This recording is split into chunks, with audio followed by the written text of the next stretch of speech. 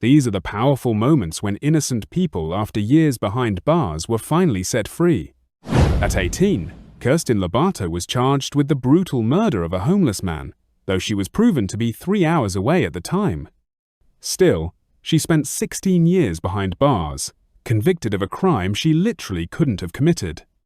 A retrial finally revealed the timeline mismatch, and Kirsten walked out a free woman, overwhelmed with joy. I feel overwhelmed, I feel excited, I feel grateful, I'm so happy. She's filed a lawsuit against the Las Vegas Police Department. Compensation is still ongoing. At 16, Daniel Villegas was bullied into a false confession, threatened with beatings and the death penalty. He tried to take back his statement hours later, but it was too late. With zero physical evidence, Daniel still got life in prison. After 18 long years, his confession was finally exposed for what it was coerced.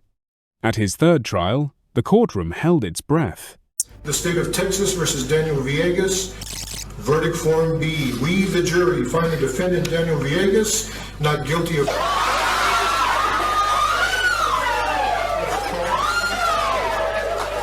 Daniel walked out free and later filed suit against El Paso.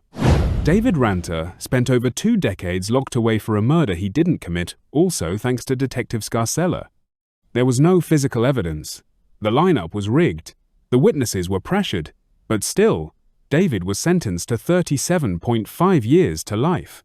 Years later, those same witnesses came forward and told the truth. Watch the moment his conviction is thrown out, he hugs his family. The defendant's motion to vacate the judgment of conviction is granted.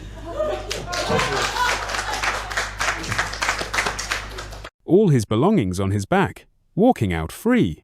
He received $2 million from the state and a $6.4 million settlement from NYC. This is John Bunn. At just 14 years old, he was snatched from the streets of Brooklyn and charged with murder, a crime he didn't commit. The only evidence? A corrupted NYPD detective, Louis Scarcella. John spent 16 years in prison, 11 more on parole, and 27 years total fighting to prove his innocence. And finally, justice. As the court overturned his conviction, John shared a moment with the judge that said it all. I want to say thank you, Your Honor, because in 27 years, I've been fighting for my life. I'm an innocent man, and I've always been an innocent man. He later sued the city of New York and the detective who put him there.